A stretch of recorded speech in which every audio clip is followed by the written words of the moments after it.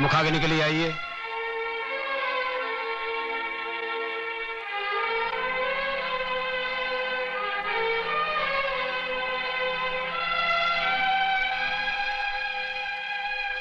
बड़ा बेटा होने के नाते मुझे एक वचन दे, मैं जिधर भी मरूं ना, मेरी चिता को तू ही आग लगा।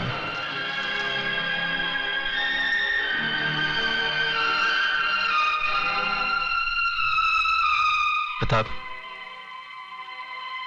बापू की इच्छा पूरी करते।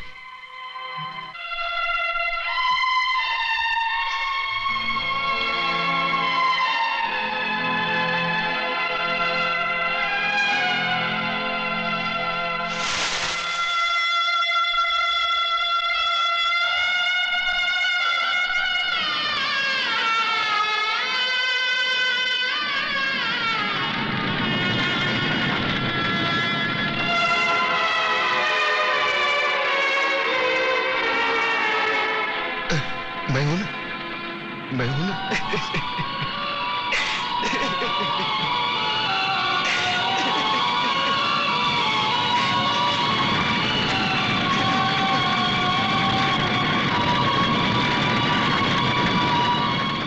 क्या बकवास कर रहे हो तुम?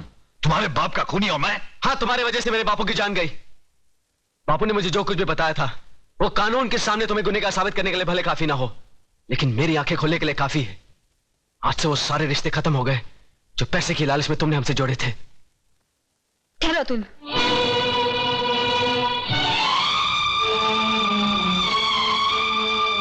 सुन लिया ना बेटी, देख ली ना झोपड़पट्टी में रहने वालों की असलियत। देख ली डैडी, झोपड़पट्टी और महलों में रहने वालों की असलियत भी। क्या क्या मतलब? मतलब बिल्कुल साफ है। जिस तरह अतुल की आंखें उसके पिताजी की बातों ने खोल दी, उसी तरह मेरी भी आंखें आपके और चतुर सिंह के बीच हुए जमीन के एग्रीमेंट ने खोल दी। ऐसे अरबपति और बेईमान बाप से तो ऐसा गरीब पति का झोपड़ा बेहतर है। कम से कम उसकी दीवारें खून से तो रंगी हुई नहीं है। चलो अतुल, ये दुनिया का सबसे बड़ा बदकिस्मत बाप है जिनके पास करोड़ों अरबों रुपए तो है, पर बेटी के कन्यादान कर्ज से वो कभी मुक्त नहीं होगा, कभी नहीं। बेटी बेटी बेटी मेरी बात तो सुनो। अरे कहां उस रात के ढेर में अपनी जिंदगी को ढूंढने जा रही हो तुम? राम नाम सत्य है, राम नाम सत्य है, राम नाम सत्य है, राम नाम सत्य है, राम नाम सत्य है। उतारो भाई उतारो, आराम से।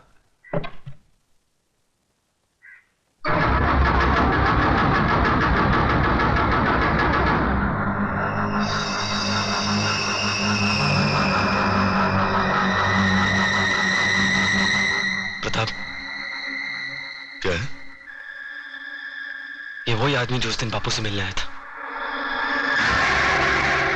हाँ, मैं वही आदमी हूं जिसने तेरे बाप को शमशान घाट तक पहुंचाया। अब तुम दोनों की बारी है, क्योंकि चतुर सिंह ने एक कसम खाई है कि तुम दोनों की चिता की राख से वो तिलक लगाकर ही भोजन करेंगे। ये रही तुम्हारी चिता। फिर देर किस बात की है? चलो बड़े बेटे से ही शुरुआत करो।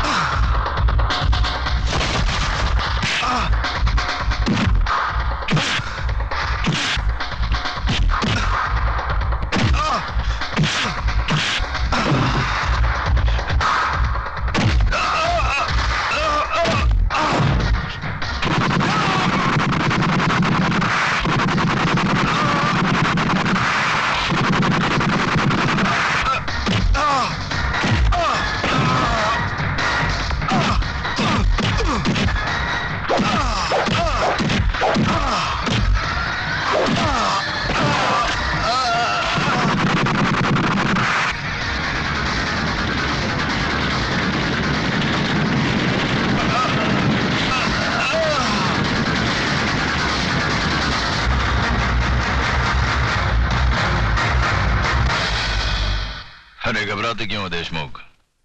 अब तक तो जलकर राख बन चुका होगा। अरे तुम लोगों को अपने दोस्तों पर भरोसा ही नहीं है। बस बस अब ये भाषण बंद करो, हमारे कान के पर्दे फट रहे हैं। बस बंद कर।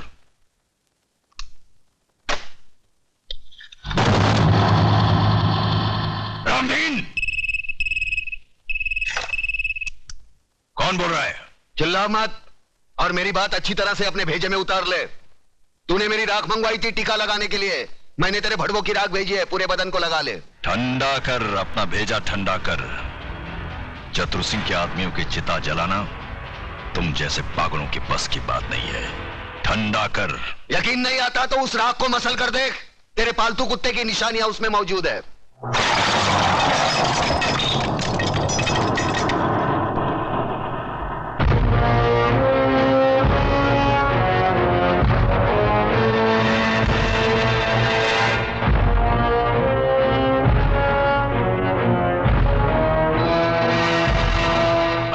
हराम के, तूने जलती हुई आग में हाथ डाला है। हम तुम्हें ऐसे जलाएंगे कि तेरे चाहने वालों को गंगा में बहाने के लिए तेरी राख भी नसीब नहीं होगी। अरे मुझे जलाने की बात छोड़, मैं तो तुझे ऐसी मौत मारूंगा ना तो तुझे जमीन नसीब होगी ना आसमां। अतुल भाई, अतुल भाई, अतुल भाई गजब हो गया। अतुल भाई गजब हो अतुल गया। भाई बाहर आकर देखो तो सही। क्या हुआ कल्याण जी भाई? अरे क्या हुआ? क्या नोटिस लग गई, 24 घंटे में बस्ती खाली करनी पड़ेगी। बस्ती किसी की बाप की जागीर है कि खाली करनी पड़ेगी? खाली तो करनी पड़ेगी भाईजान, क्योंकि अब इस बस्ती का मालिक चतुर सिंह है। लक्ष्मीदास जी ने बस्ती बेच दी और नोटिस पढ़कर हम लोग आए हैं। अरे बाहर में क्या वो नोटिस और बाहर में क्या चतुर सिंह? मैं भी नोटिस फाड़ के चतुर सिंह की तो। नहीं अतुल, तुम ऐसा नहीं करोगे, इससे हमारा केस बिगड़ जाएगा। उन लोगों ने अगर कानूनी तौर पर बस्ती हटाने की कोशिश की है तो हम भी कानून का सहारा लेंगे। चलो मेरे साथ। कानून हर किसी के लिए बना है, लेकिन अदालत की नजर में जो गैर कानूनी है उसके लिए एक जज की हैसियत से मैं कुछ नहीं कर सकता। यह स्टे ऑर्डर नामुमकिन है। मगर जज साहब, अगर मेरे पिताजी ने चतुर सिंह को जमीन बेची होती तो कम से कम मुझे मालूम तो होता, उसके कागजात होते मेरे पास। जज साहब, जिस तरह आपने 24 घंटे में कानूनी तौर पर हजारों लोगों को बेघर करने का नोटिस जारी कर दिया, उसी तरह उसे रोकने का भी तो कोई कानून होगा। मिस मेघा, सलाह के लिए वकील होते हैं, जज नहीं। जज का काम है सिर्फ फैसला सुनाना। जानती हूँ जज साहब, अच्छी तरह जानती हूँ कि इस बार भी आपने पैसे खाकर बड़े होशियारी से शुक्रवार की शाम को यह फैसला सुना दिया। आज सैटरडे है, कल संडे और परसों नवरात्रि की छुट्टी। लेकिन इतना याद रखना जज साहब, ये जो गरीबों की बद्दुआएं और चीखें हैं ना, ये साए नहीं जाती। और जब ऊपर वाला अपना फैसला सुनाएगा तुम भी बच नहीं पाओगे। चतुर सिंह, ऊपर वाले के हाथ से तू बचे ना बचे, लेकिन मेरे हाथ से तेरे को कोई नहीं बचा सकता। अगर एक बाप की औलाद है तो एक बार मेरे सामने आकर दिखा। तू भौंकता बहुत है आराम के, और भौंकने वाले कुत्ते हमें पसंद नहीं। अगर अपने बाप की औलाद है तो आ जाना महालक्ष्मी चौक पे। हम हर साल नवरात्रि को मां की पूजा करने वहां जाते हैं। अरे जितनी मन्नतें मांगनी है आखिरी बार मांग ले, ये तेरी जिंदगी की आखिरी पूजा होगी।